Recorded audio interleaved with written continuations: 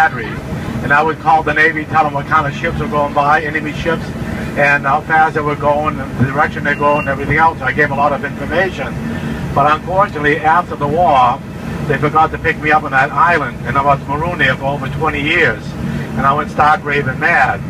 But that's true, he was completely out of his mind. But Commander Swampscott found me on that island, and because he was with the American Expedition Service, no, the Royal American Expedition Service.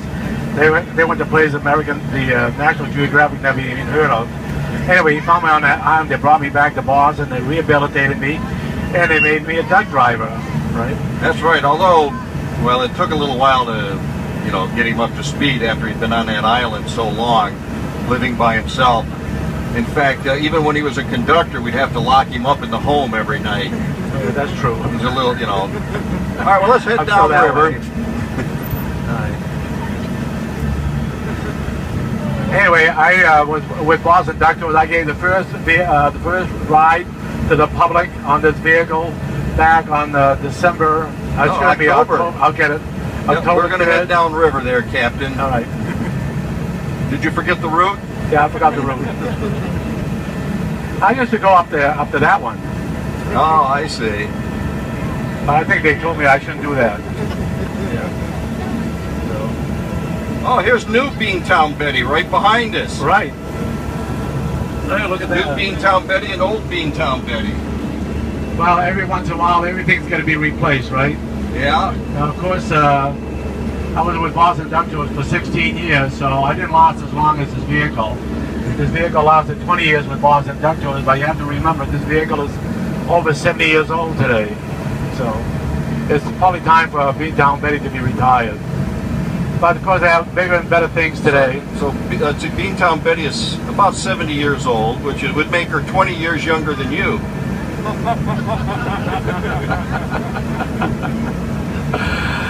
Unfortunately, every time I go someplace, I'm the oldest. So let's go down the river. Okay. Unfortunately, every time I go someplace now, I'm the oldest one there. Yeah.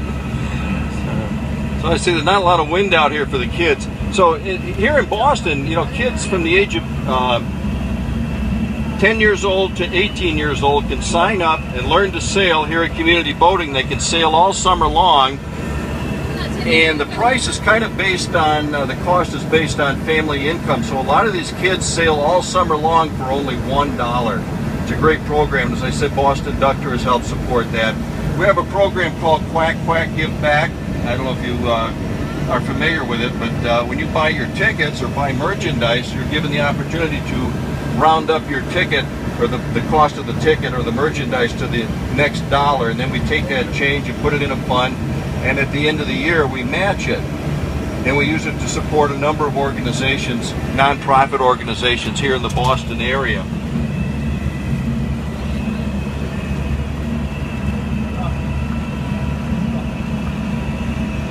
Anyway, on the Cambridge side of the river, that's the campus of the Massachusetts Institute of Technology.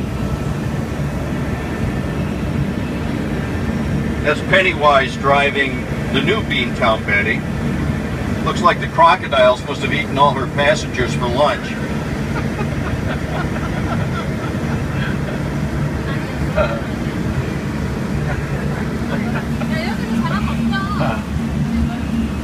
So after we come out of the water, we're going to head down to through downtown Boston. The Freedom Trail runs through downtown Boston. We'll be going right by Faneuil Hall, which is a very popular tourist attraction here in Boston. And behind Faneuil Hall is the New England Aquarium, which is another great place to visit. We also have a duck stop at the New England Aquarium. You know, the New England Aquarium actually has a large tank, a seawater tank. It's about the size of a 4-story house. It's huge. In fact, they had to build that tank and then build the building around the tank. And inside that tank are all kinds of saltwater fish, including some sharks. And they have a turtle that weighs 550 pounds. That's Myrtle the turtle.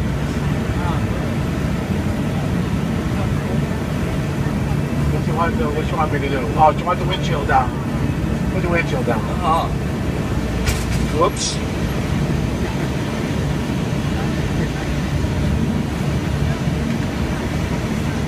Oh, I see Kate wants to take a picture of both of us. Right.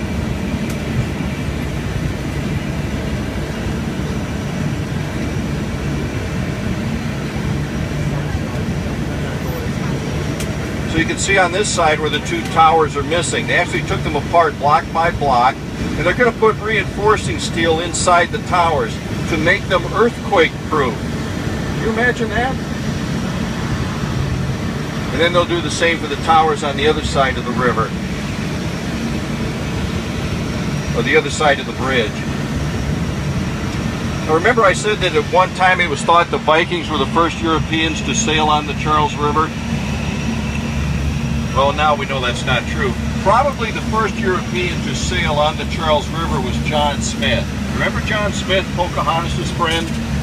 Well, in 1614, he explored the coast of New England, and he drew maps.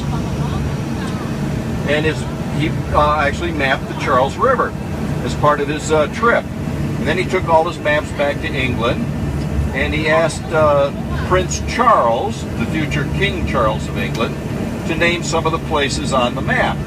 And so Prince Charles decided to name this river after himself. So this is how it became the Charles River.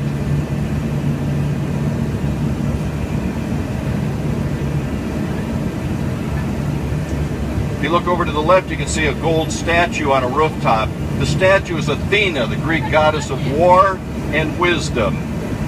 And the building she's standing on at one time was the Ginn Publishing Company, and they published school textbooks. And if you look over to the right, you'll see a gray building with a kind of a yellowish gray cupola with a little dome on it. That's the old Charles Street Jail. It was built in 1851.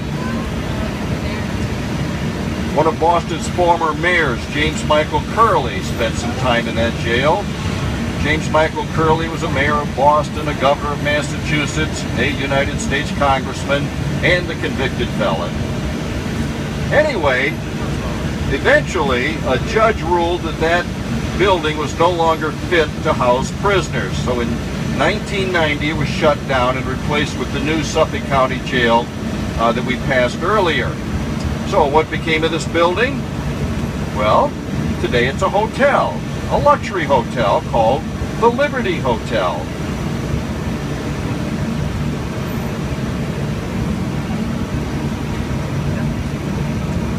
So, Captain Courageous, I'm going to have to come and visit you one of these days at the home. Are you guys still doing macrame every night? Every night, I do macrame. Oh, I used to love to come. Captain, you know, when Captain Courageous was driving for us, we'd have to lock him up every night. We couldn't let him just wander around, you know, on his own. So I would go over and visit him, and we used to love doing macrame together. You want to meet my ward? By the way, I brought my ward with me right there. Oh, Jan? Yeah, otherwise called the wife. The wife? For 57 years, by the way, she's been watching me. Yeah, she was his nurse at the home for a number of years, and then they fell in love and got married. Right. Courageous. And I call her Mrs. Courageous, by the way. That's her name. All right, now, on our right, you can see the buildings of the Massachusetts General Hospital, which was founded back in 1811. Every year, U.S. News and World Report does a survey of all the hospitals in the country, over 500 hospitals, and then they rank them. And this year, the Massachusetts General Hospital was number 2 on the list. In fact, we've always been in the top 3 since they've been doing this survey.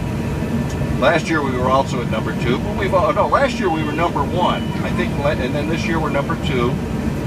I don't think we've ever been lower than number 3. But the Massachusetts General Hospital was the first hospital in the country to use x-rays, medical x-rays. That was in 1896. And then in 1846, the Massachusetts General Hospital was the first hospital in the country to use ether as an anesthetic during surgery. It revolutionized medicine.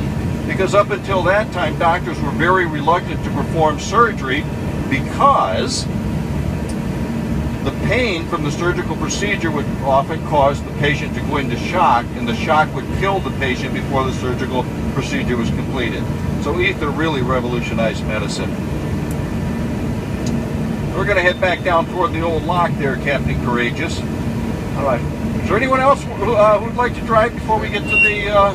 that young lady back there would like to drive? Commander Swampscott, I want to thank you very much for You're welcome. Thank letting you. me come back and drive this vehicle over here. Okay. You're most welcome. Did that young lady want to drive? Maybe next year. Some other time? Maybe next year, thank you. Okay. Thank you, Captain Courageous.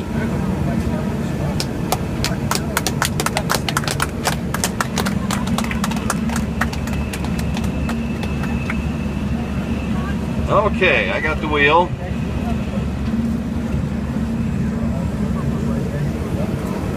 Well, as I said, Boston Duck Tours started back in 1994, 20 years ago. Back then we had 4 World War II DUKWs. Today we have 28 ducks. All of them are new replicas with the exception of this one, which is going to be retired.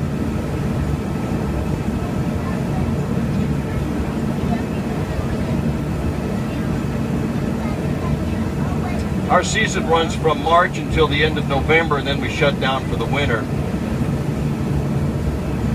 Now in December, I'm going to be leading another expedition.